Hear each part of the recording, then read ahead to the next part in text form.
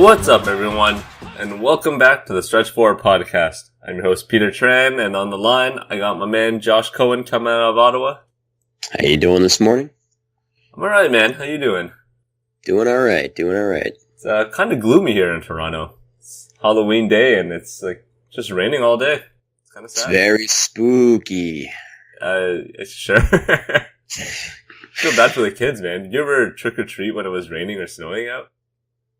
Yeah, that was not a fun time, especially in the snow. Like way back in the day when I was a kid and it snowed during October, which doesn't really seem like it's doing it anymore because of global warming. But when it used to snow, like going out in that, it was just painful. Yeah, it's awful. Wait, didn't you just get snow like 2 days ago? A little bit. It wasn't that much, but back when it seemed like it snowed every single Halloween. No. Like it snowed hard too at night. That's true. I do remember walking around when there was still snow on the ground. I was like, yo, I shouldn't be out here. Not in just like a hoodie. Yeah, well, you gotta be a soldier and power through. Get that candy. Truth. I'm gonna hit up Walmart and Shoppers Drug Mart tomorrow. Yeah, absolutely. Get it on discount. Hell yeah. Oh yeah. Alright. So we're back. It's been, 2 weeks since the season started, and we've already got our first firing. Ty Lue, no longer the head coach of the Cavaliers. He was let go on Sunday morning, and I don't know, it's not that bad. He's still got 3 years left on his contract. He's going to be making $15 million going for the next 3 years. Yeah, he's got a great setup. It would not surprise me if he totally just disregarded ownerships. They're called for him to play the younger players just so he would get fired and make $15 million in the next 3 years and just chill on the couch. He sabotaged himself.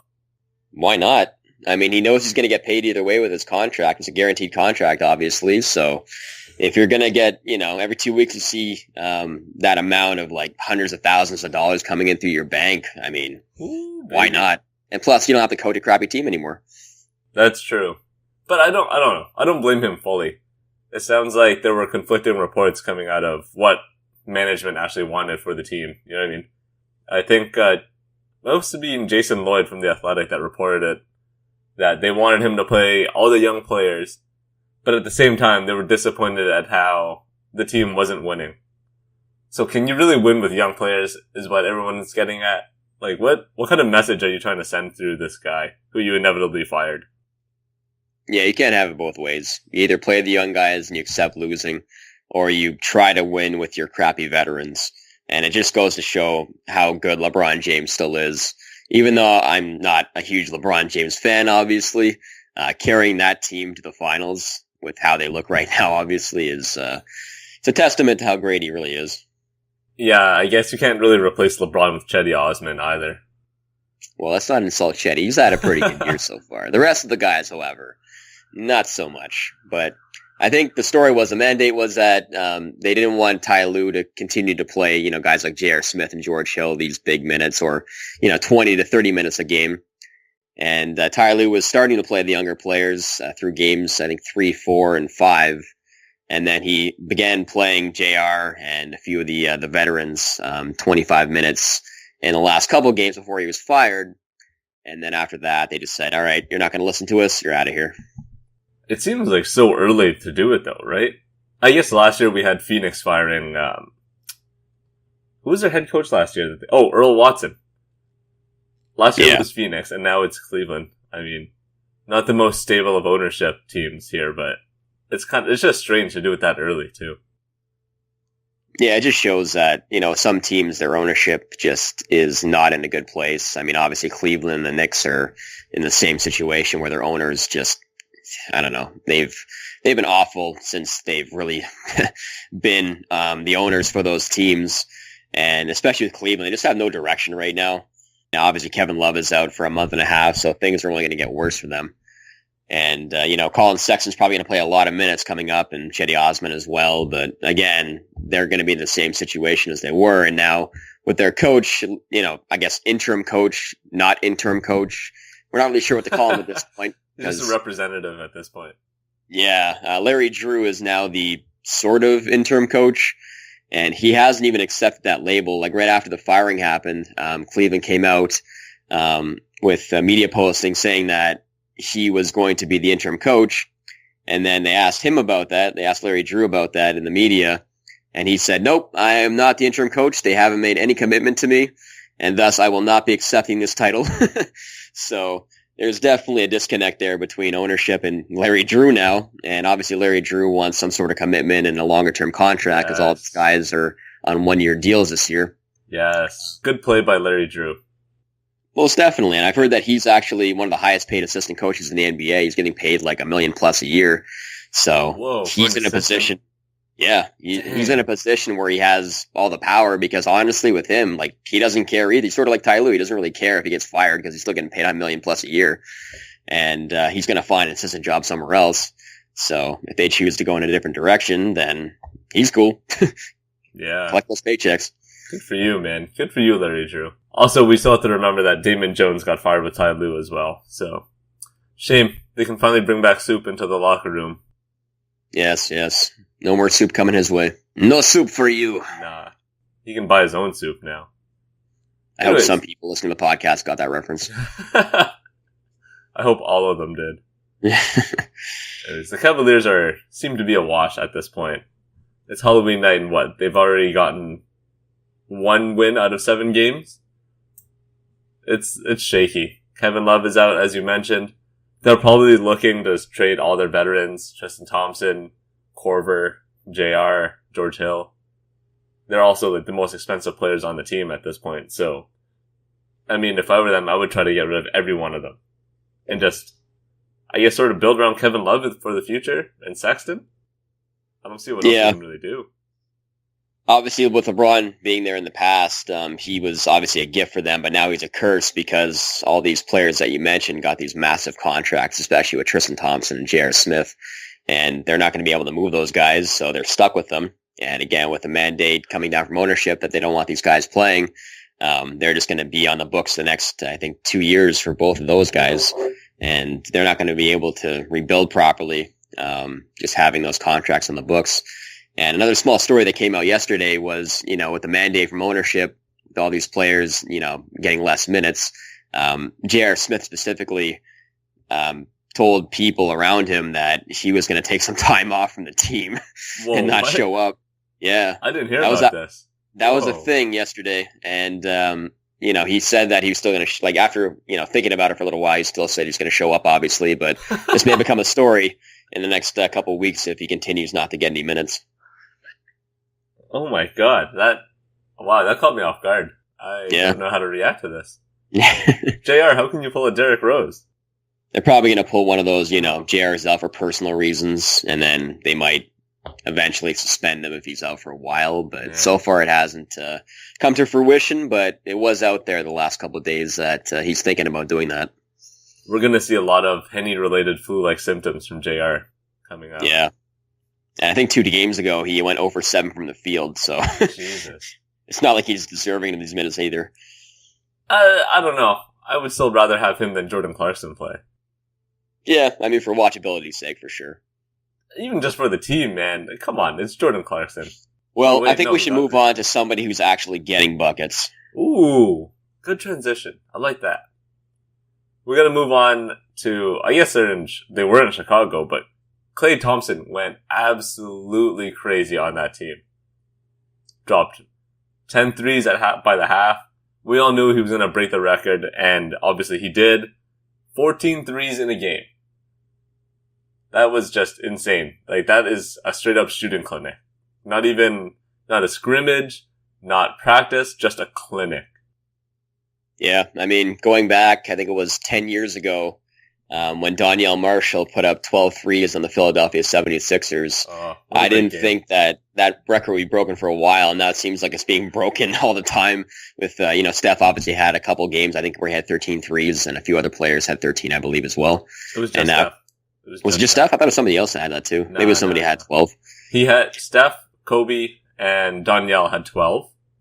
Steph had 11, 12, 13 in, consecutive years. And then... Obviously, this year's Klay. Insane. Yeah, and it just goes to show that, Zach LaVine is obviously the worst defensive player in the NBA. Here. How about some coaching? How about you throw another player at the guy? Well, I mean, some different guys took turns on Klay. I mean, Justin Holiday got his too. And there was a couple switches where Jabari didn't get out on Klay as well. So everyone got their turn, but obviously Zach started on him, and obviously he wasn't up to the task. But do you expect Jabari to stop Klay? You don't, right? But I don't expect Jabari to stop you. True. Thanks. Yeah. But yeah, come on, man. Hoiberg's got to throw another defender out there. I don't mean like another single defender. I mean double. Triple him. Who cares? He can't handle the rock that well.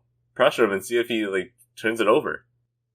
Yeah, it's funny how like despite Klay getting 51 points, I think KD still had like 30 in that game, and Steph had like 24, 8, and 5. So, I mean, you can't really double Klay Thompson because he's not really one to handle the ball for all that often during possessions, right? He probably averages like 1 or 2 seconds of possession if he actually shoots the ball. So that's true, and you're right. He doesn't really dribble. I think it was Haberstroh that had that stat where in the first half he only dribbled like 5 times within his 10 threes. Yeah. And one of them was for like a step back or a side step. One of them was going up the court, so that was like 3 dribbles, and then he just pulled up. Like, that was insane. Yeah, I can see your point. Like going into the third quarter, you could see that obviously that all the Warriors were just zoned in on getting him the ball.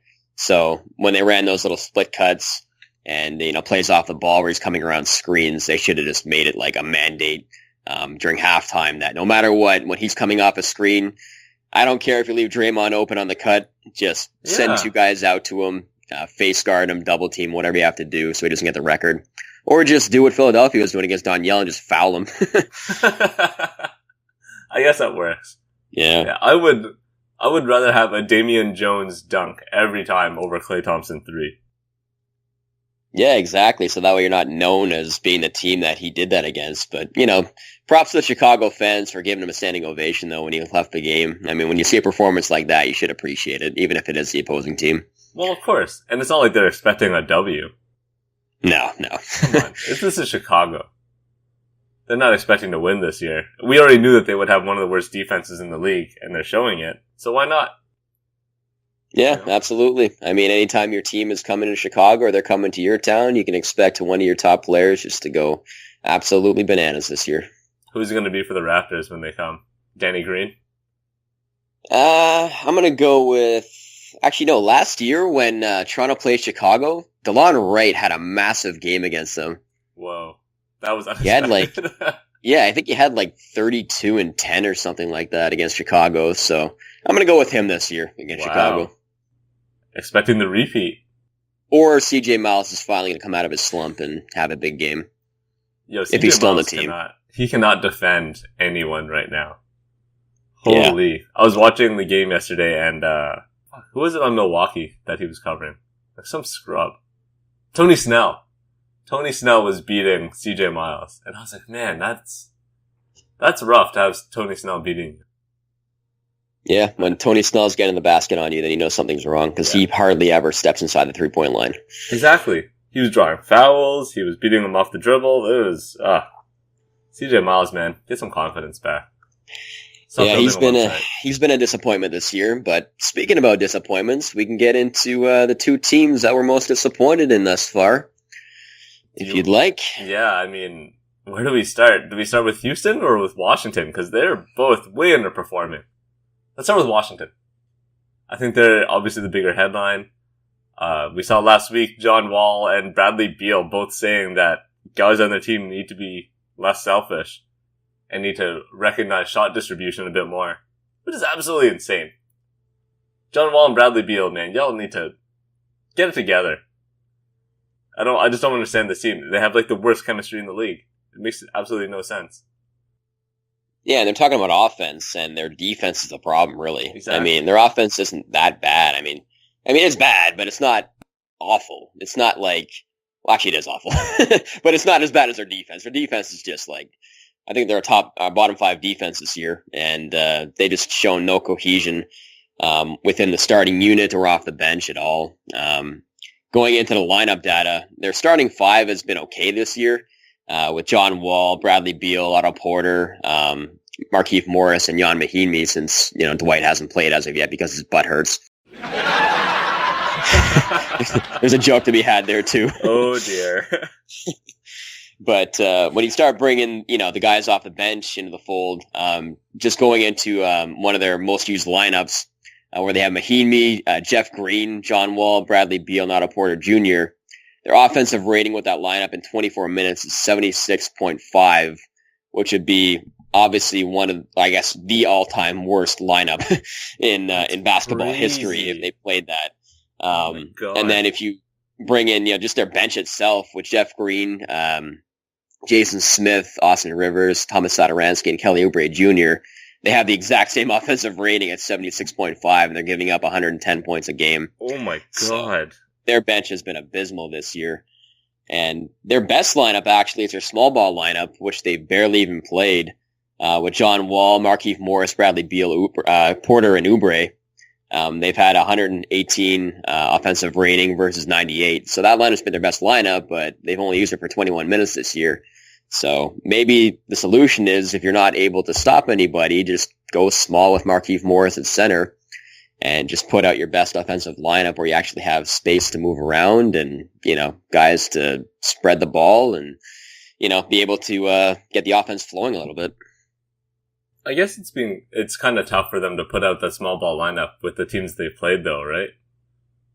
Like, first they had Miami, Toronto, Portland, Golden State, Memphis, obviously, LA.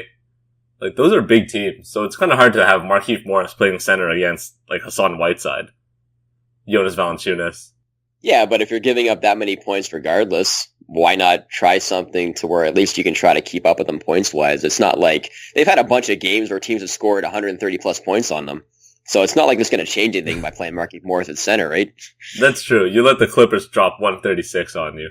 I don't know. It's tough. I don't know how you can put in Markieff Morris and legitimately think that you'll actually win the game at the 5. You know what I mean?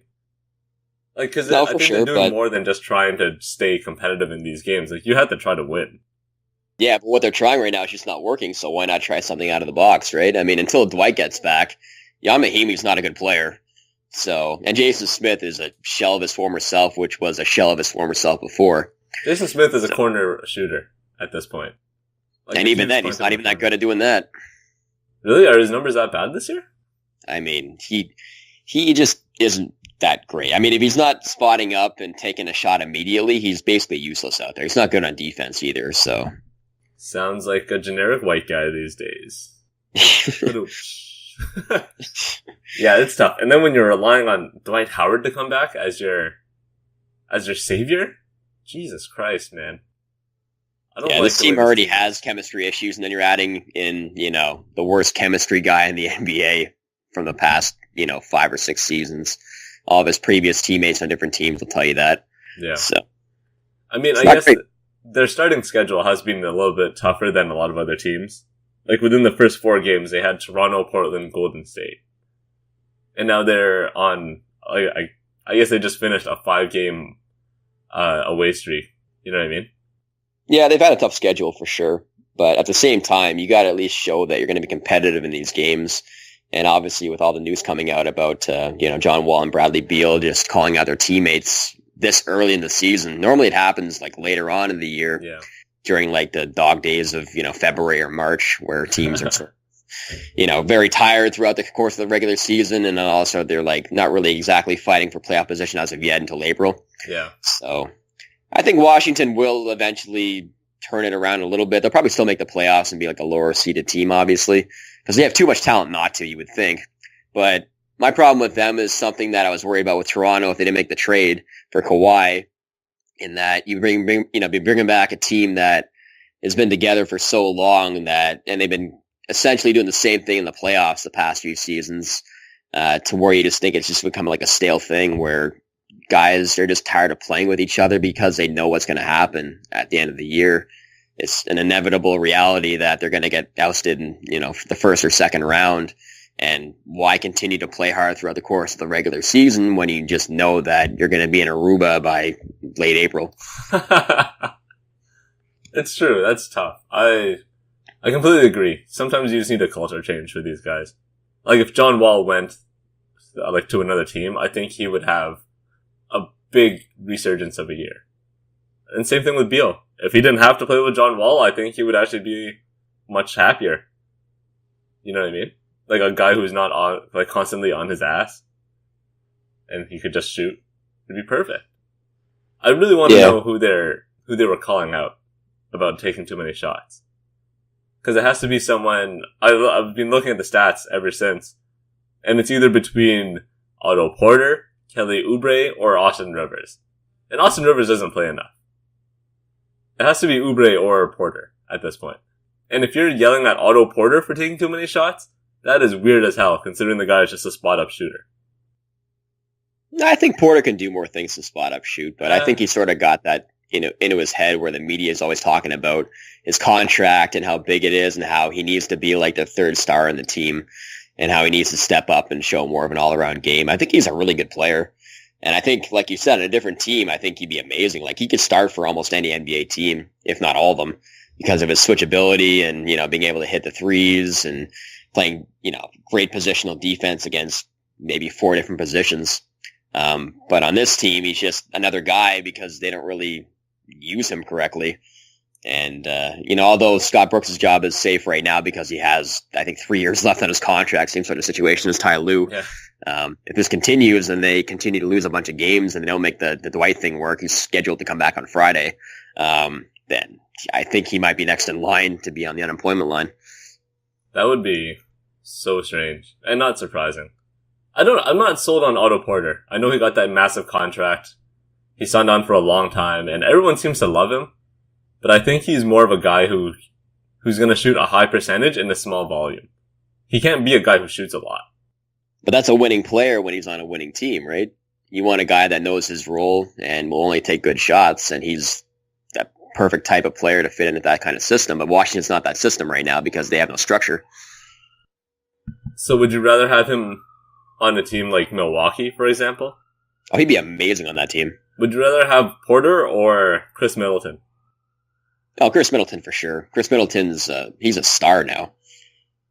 Yeah. Even though he's not recognized as one, I mean, his stats say otherwise. So he's in a different category, I think. But I think Porter would fit in perfectly in that team. Like, he could be the type of player that could make a team like Milwaukee a team that could, maybe be a second-round exit this year to a team that can make the conference finals at least. Okay, Porter or Danny Green? Porter, for sure. I mean, Danny Green's a better fit with Toronto, obviously, but in terms of like their overall game, Porter has more to his game, even though Danny Green's a better defensive player. You think he has more to his game? Yeah, absolutely. I mean, he can drive a little bit better, but that's about it. No, he's got a nice pull-up game, and last year he actually showed, a pretty good off-the-dribble game on the pick and rolls, but they haven't really used him at all in the pick and rolls this year because I think they have too many guys that need the ball now. I mean, with Austin Rivers on the team and Kelly Oubre trying to show that, he's trying to get a second contract too, right? Let's relax on the Austin hate. He plays like 15 to 20 minutes a game. Like, let's chill. Well, that's just like a basketball mandated thing now where when you talk about Austin Rivers, you have to hate on him. So all of his teammates hated him in the Clippers. He played too many minutes there. He's a coach's son. And, he's improved a lot over the course of the last couple of years, but it's just an ongoing joke. He's a dog, man. I don't understand the hate. I also just don't like Chris Paul, so maybe that's why I don't like the hate. Yeah, maybe. It's a constant Chris Paul fest. Yeah. Man, speaking of Chris Paul, how awful is Houston? What is they're 1-5. They're 0 for 4 at home. Like, that's the most incredible part about all of this. James Harden hasn't played in 2 games. Chris Paul obviously misses 2 games because of suspension. But they are just awful right now. Yeah, right now they're averaging, in terms of like their home games, they've dropped their 4 home games by an average of 17 points. And they've already trailed by 20 plus points 3 times as many minutes as they did all of last season, which is crazy. What the hell? That's crazy. Yeah. They just can't win. They lost against New Orleans, the Clippers, the Jazz, the Clippers again, and then the Trailblazers yesterday. Yeah, and obviously they've had some issues with their star players not playing. Like James Harden's been out the last 2 or 3 games. Chris Paul missed those 2 games with suspension. So obviously they haven't had their full lineup for most of those games. But the mellow factor might be real, to be honest. And going back to, the Rockets trailing by 20 plus points so far this year, They trailed by 20 plus points, 39 minutes in total this year, which is fourth most in the NBA thus far. So guess how many minutes they trailed for 20 plus points last season? 3. They trailed, well, it's not going to be that little. I don't know, man. They trailed by 20 or more, only 12 minutes in total last year, which is the fewest in the NBA. Wow, that's incredible. So they've already gone way beyond that. Yeah, 39 minutes. Yep, 3 times more. It's crazy. 3 or 6 games into the year. That's insane. What is it? Their defense obviously isn't that good, but they just can't score right now. I mean, the game against Utah, they only had 89 points. Against Portland, they scored, the lowest ever since they had D'Antoni as their coach at 85. How are they not scoring? I think it's just a combination of, again, them not having both guys available to them, and Chris Paul and James Harden. And then also, Eric Gordon's got off to a really, really slow start. So when he's not scoring, and you have to count on Melo as your second now, or a third guy, in terms of, scoring options, it's not a great situation, because as of right now, again, Melo does look washed so far. That's just rude. It's the truth. And I mean, when your 3-point shooting's not going, then, the Chris Paul and, Clint Capella pick and roll, or James Harden Clint Capella pick and roll is going to be, it's going to be tough for them to establish a situation where, like, one of those guys gets to the rim, because you have wing defenders that are laying off guys like James Ennis and Melo, and cutting off that play. They just don't have as much space because they haven't been able to shoot thus far. And when you're playing Michael Carter-Williams like 10 to 15 minutes a game too, it's just disastrous. He started one game for them, and he passed up on a wide open 3 on one of the possessions. And the very next possession, he got the ball behind the 3-point line, dribbled into traffic, and turned it over. And that's just like a microcosm of what Houston has looked like this year. Even against Portland yesterday, I think they've only scored 50 points so far, through, I think, 20, maybe 28 minutes or 30 minutes of that game. And you would never, ever see that last year. That's like a quarter. Yeah. That's like a quarter and a half, realistically. And despite all that, Chris Paul played 36 minutes yesterday. Is Chris Paul washed? I think he is. He's washed. Get out of here. If you're calling Melo washed, I think Chris Paul's washed too. No, Chris Paul just came back from suspension. He's had 2 bad games. Exactly. Relax. That means he should be fresh. Nah, relax. He should have the freshest legs on the team. He's an old guy now. He needs time to, get in the rhythm of the game. Chris Paul's fine. They'll be fine. This is a team I'm still buying stock on. They'll be fine. I don't know, man. He had 2 games off, and he's playing mid 30 minutes now? Mid to high 30s? Shot 6 of 19 from the field yesterday. That sounds like a wash to me, my friend. Everyone has their bad games. He'll be fine, but... Going back to the Michael Carter-Williams situation, that's the one signing throughout the entire course of the offseason. I was just Houston is the highest 3-point shooting team in history, and you're signing a guy that can't shoot at all to be your backup point guard. That just made no sense to me. I mean, I get it for defensive versatility, but even then, he's not a good defensive player.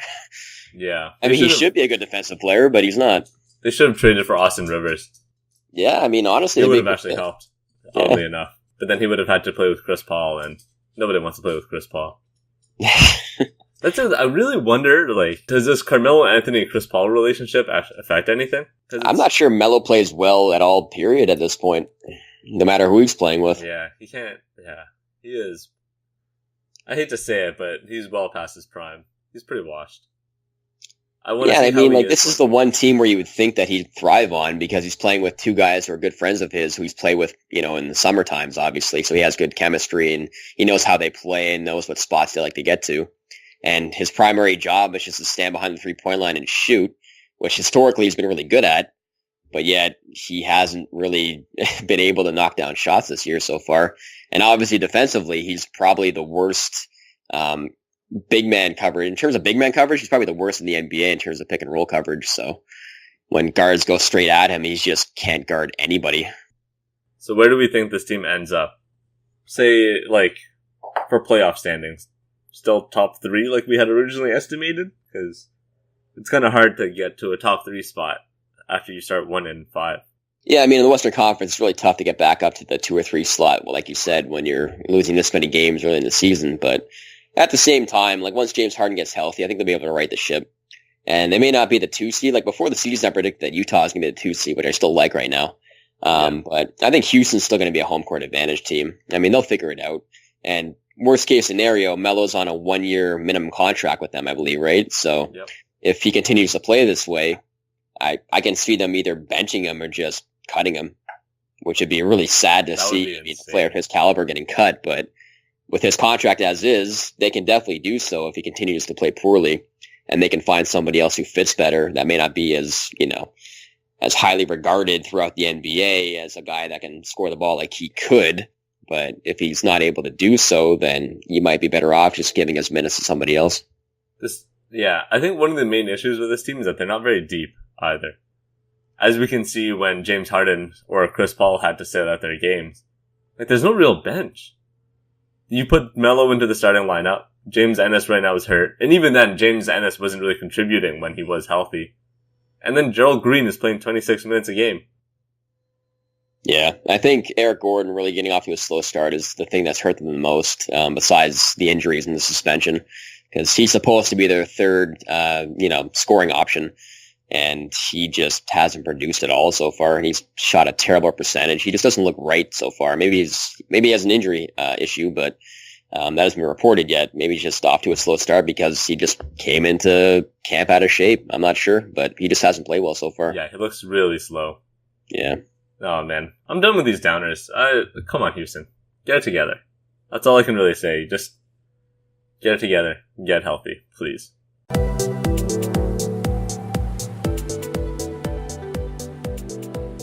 I want to go somewhere that's oddly happy. I want to ship it out to Memphis, to FedEx Center. Because the Memphis Grizzlies are doing what no one expected them to. Well, I guess some expected it. But they're playing pretty well. Like 3-3, 4-2. They're 4-2. Wow.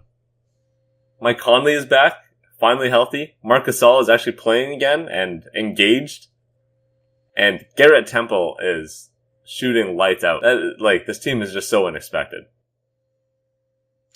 At the same time, though, I think they're the opposite of Houston, where they've gotten off to a quick start because their schedule has allowed them to.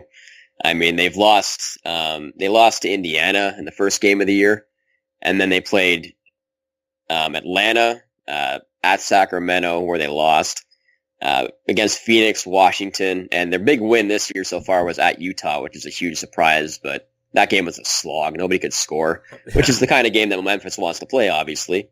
But yeah, I mean, they've gotten off to a good start to where they've beaten the teams they're supposed to, which is what playoff teams are supposed to do, right? Perfect.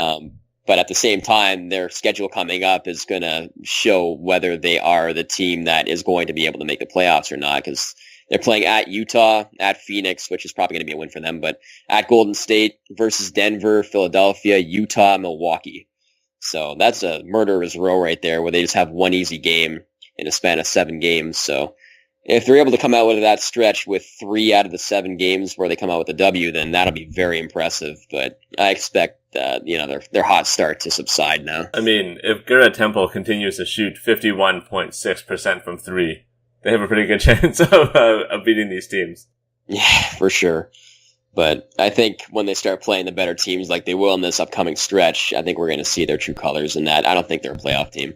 So you think they fall off that hard, eh? Yeah. Playing the 7 teams they're about to play, absolutely. Yeah, that's true. I mean, that is a pretty tough slate aside from basically just Phoenix. Every other team is a legitimate playoff team, especially playing in Utah. I mean, they've already won that one game in Utah already this year, but to win it back-to-back against Utah, it's a team that has like a top 3 defense at this point. It's going to be really tough. Obviously Golden State as well, but I'm impressed. Conley's actually playing healthy. He actually looks spry. After years of, he had that groin injury and an Achilles? Yeah, he's had an Achilles injury the last 2 years. Yeah. After the Achilles injuries, I was expecting him to come out a little bit slower, but he's come out gunning. And he's running the floor a lot. Yeah. And honestly, Memphis is one of those teams where they haven't really done what everyone else has. They're like a different kind of team where they've really slowed down the pace and they're trying to play more big ball instead of, trying to play small ball and pick up the pace and, keep the possession game up and try to play a more, variance-oriented game. They just keep doing what they're doing, sort of like back in the Zebo days. Oh, great grind, baby. Yeah, I mean, they have a lot of guys off the bench, and where, if their starting lineup isn't playing that well, they can bring in guys that can, put up points, and like Wade Selden, Marshawn Brooks, guys like that, where they can come in and have a game where you don't really expect it. Marshawn Brooks. He's had a couple breakout games so far this year. I mean, he's fun to watch. It's just too bad his career sort of went off a hill like 2 years ago, but he's back in the NBA now, and he's putting up buckets, so. True. Go get him, man. Go get him. All right, let's go to Sacramento, because I personally have not watched a single Sacramento game this year. I watched one Memphis game, so give me at least that. But how is Sacramento winning?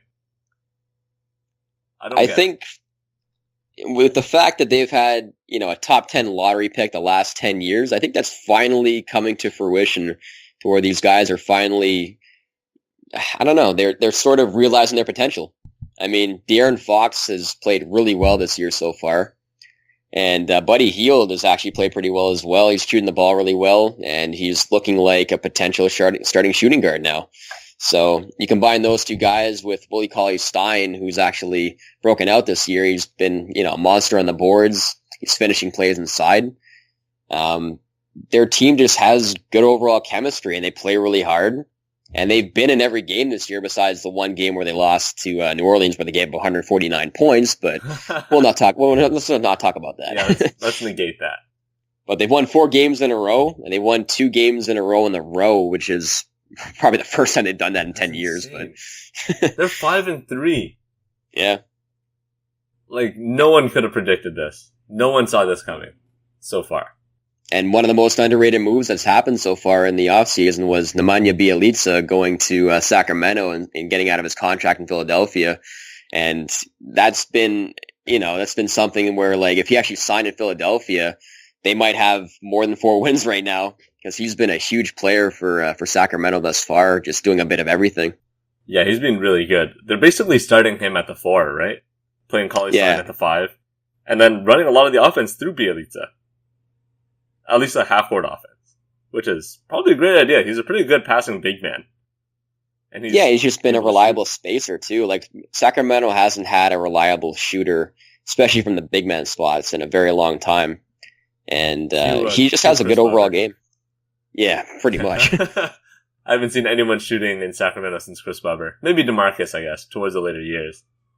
But that's about it. Yeah, and now they actually have a consistent rotation, too, where they know which guys are going to play. And even guys like, I mean, they signed Yogi Ferrell in the offseason, and he's had games where he's been a DNP CD. And, Ben McLemore as well. He's a guy that was expected to get minutes, but instead of, like, giving minutes to 11 different guys where you're just trying to develop players, and even a guy like Scalabissiere, they've gone with a consistent 8 to 9 man rotation. And so far, with the guys knowing they're going to get minutes, it's worked so far. And the guys have, again, played hard, and they've played together. And they're just finding ways to win games, which is not something you expect out of a Sacramento team, especially. Yeah, they're grinding a lot of these out. I'm glad that they finally stopped playing Ben McLemore and Scal. Like each of them are averaging 5 minutes or less. It's time to give up on some guys, right? And De'Aaron Fox has taken a big step that we were not expecting. He's controlling the game a lot more. He's playing really good defense. And he just knows how to control the pace. He's being a legitimate floor general, which for a second-year player is very impressive. Yeah, and his shooting has really improved as well. His 3-point shooting is up this year, obviously. And as you said, he's just a better game manager overall. Yeah, I'm impressed. Do you think this team actually squeezes into the playoffs, though? No. Not a chance. That's a shame. At least they'll put in some fun games. Yeah, I mean, if they continue to stay competitive in these games and their younger players develop and they're able to hopefully get Harry Giles some minutes too. He's a guy that hasn't played too much this year, but so far Marvin Bagley's played the majority of the minutes at the backup 4 and 5. So if they're able to get those guys quality minutes and, they end up winning 30 to 35 games, and I think their over-under was like 26.5 or so. I mean, that's a step in the right direction at least. Oh, yeah. At this rate, they're going to blow that out of the park. For sure. Also, shouts to Iman Shumpert for blowing up OKC's defense in that one game where he had like 24 points. Haven't seen Iman Shumpert being mentioned in a long time, but it was nice to see him actually playing like a young him and not, a washed shell. Yeah, and he's been a key contributor as a starter for a lot of the games. It's been, him and Justin Jackson starting at the 3. And he's played pretty well, surprisingly. Shooting 48% from the 3. Good man. He's their Garrett Temple. Wow.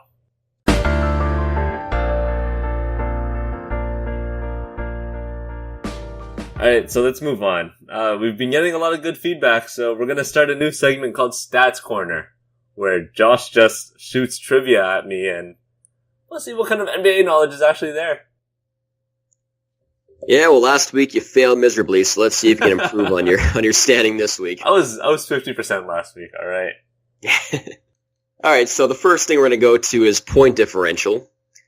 So this week, as of today, October 31st, Halloween, we're going to look at the positive point differential for teams. So as of right now, who do you think has the top 5 point differential throughout the 30 teams in the NBA so far this year? Who are the top 5 teams in point differential? Well, I'm going to assume Golden State because they just blew up Chicago. Yes. They're at 13.5 so far this year. All right. Beating teams by an average of 13.5. Jeez. Give me Milwaukee? They're first, actually, at 15.5. Seriously? Yes. Whoa. That crushing defeat of Toronto must have helped a lot then. Yes. Wow. Toronto. Toronto is fourth at 8.4. Alright. Who else is good? Denver? Denver is third at 8.5. Ooh. So I just have the 5th team left. If you get the 5th team, I'll be very impressed. Is it Boston? No. No, Boston is at 4.9. Is it Sacramento? No, it's not Sacramento. It's definitely not. Sacramento actually has a negative point differential despite being 5-3. That's weird. They're at minus 0.2, by the way. New Orleans? New Orleans only has a 3.7 point differential. So despite being 4-2, they haven't won games by too much so far on average. Even after their blowout against Houston, eh? That's crazy. It's a team that's really gone under the radar based on their record so far. Nobody's really talked about them at all because of what happened to them in the playoffs last year. So there's your hint. Portland.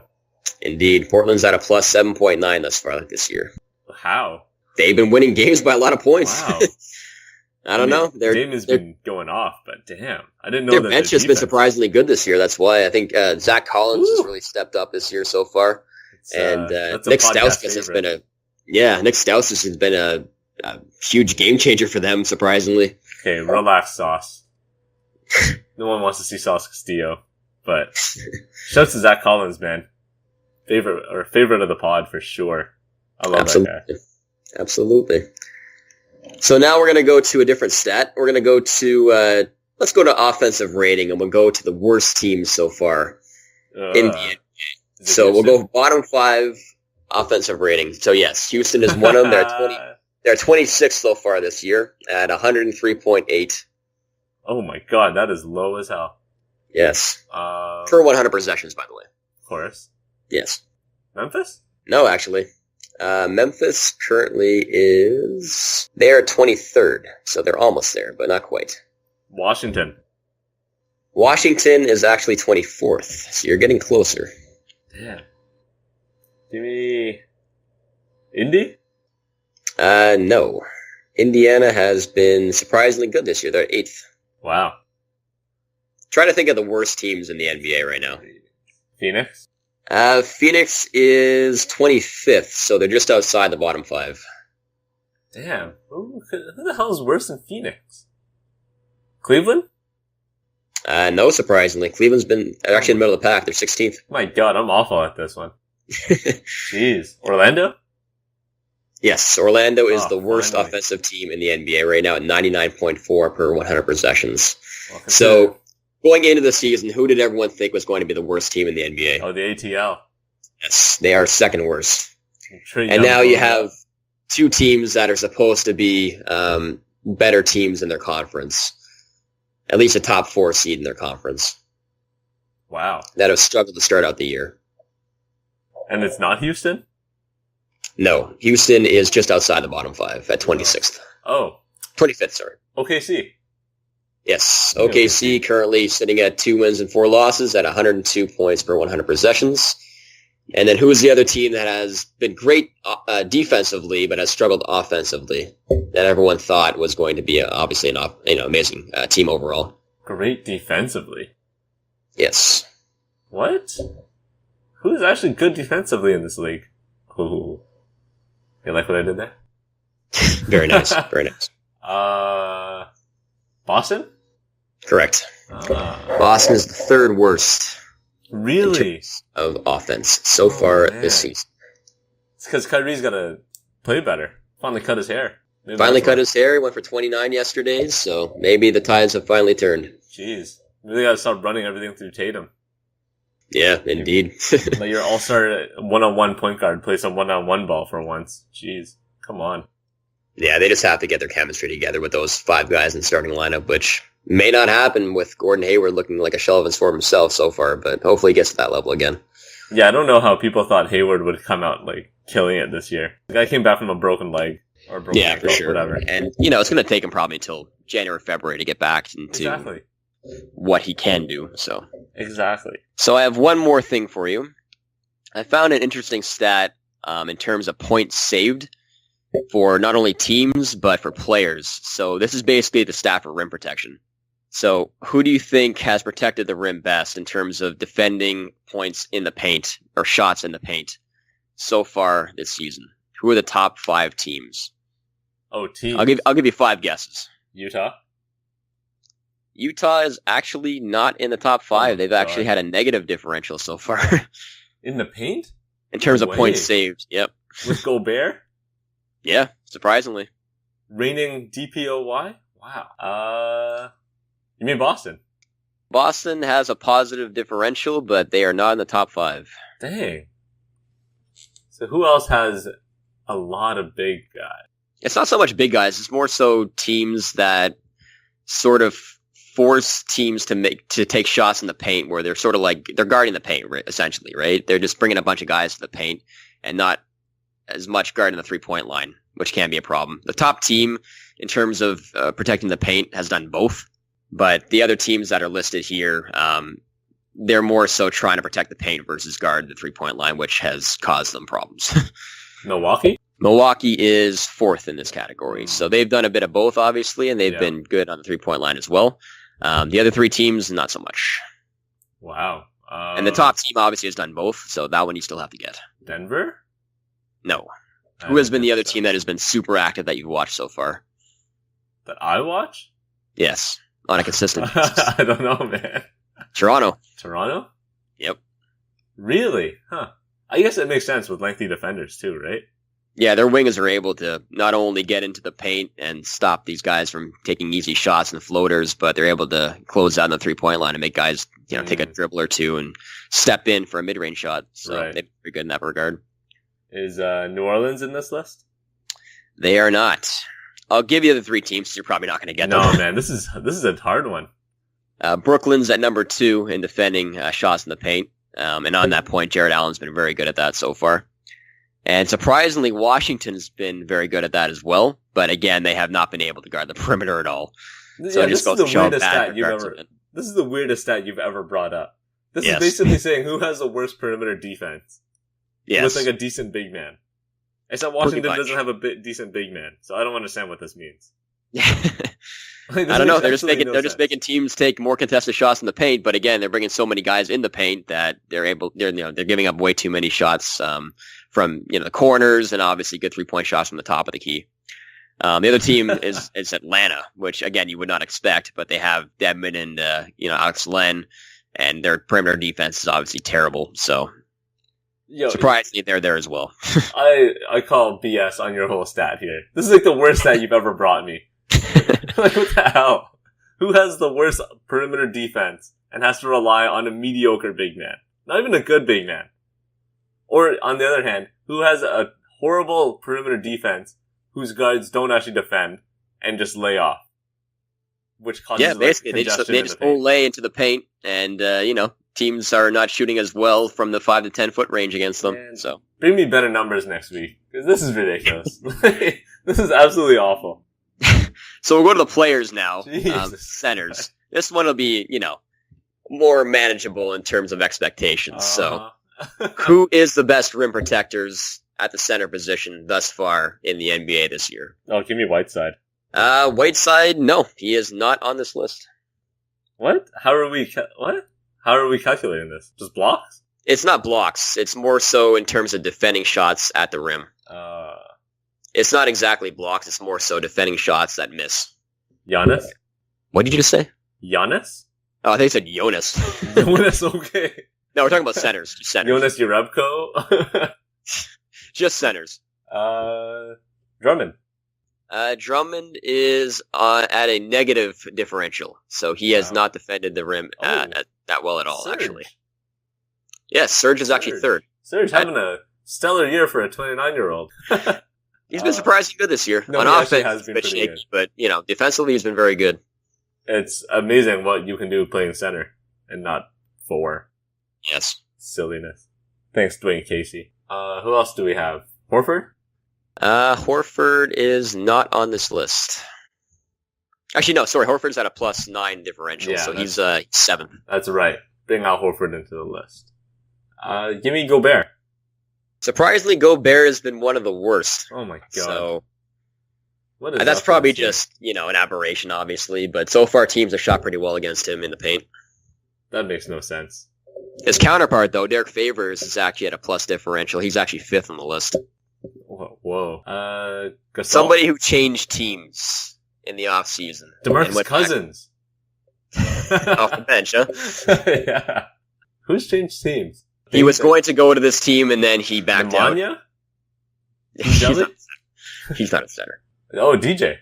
Yes, DJ's second. DJ. And then going back to Brooklyn being one of the better teams that have defended the rim, Jared Allen's actually first.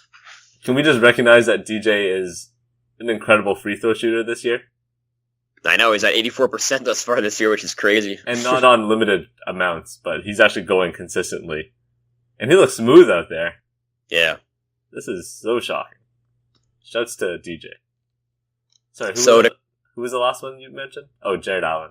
Jared Allen's the best so far. I think he's blocked more than 2 shots a game as well, so he's done really well. So, and then I'm never going to remember the Nets for anything. No. And then surprisingly, Alex Len is on the list too, but that's probably an aberration because he's just not good. No, man.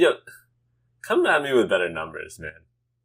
All right, numbers don't make any sense. Come on. We'll come at you with the guards. The guards actually make sense so far this season. Yeah. So you just brought me 2 stats that said Brooklyn and Atlanta have good defenders on their team. No, I'm telling you that they've been good in terms of protecting shots in the paint. But again, that only means that they've done well protecting the shots in the paint, not so much on the perimeter, which is where they've been getting killed. Same with Washington. We have poor defenders who just congest the paint, is all I've heard.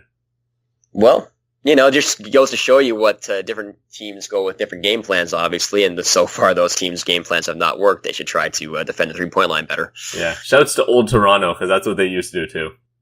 And on that note, with regards to the guards that have defended the paint the best, who do you think has done so far? Wait, sorry, guards who defended the paint? Yes, guards who defended shots at the rim the best so far this year. Oh, Lowry. And it's from a team that you've seen. Lowry. A lot. Charlie King. Lowry is 5th so far, but who is better than him that's on his team that plays next to him? Oh, Danny Green. Danny Green is number 1 so far. Green Ranger.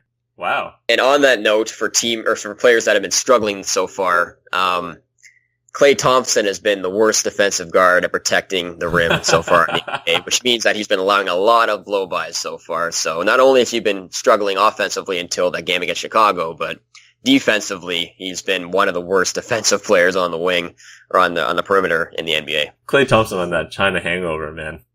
Yeah, most definitely. Yeah. So that's all I got for this week in terms of stats. Very good. Next week, come back with better ones, because your weird perimeter stats are not going to fly here, my friend. I'll find something better next week. And on that note, I think that's all the time we have for this week. I want to thank everyone for listening. Hit us up on iTunes, Stitcher, Google Play, rate and review, all that kind of jazz. Find us on Twitter and Instagram. And until next time, peace.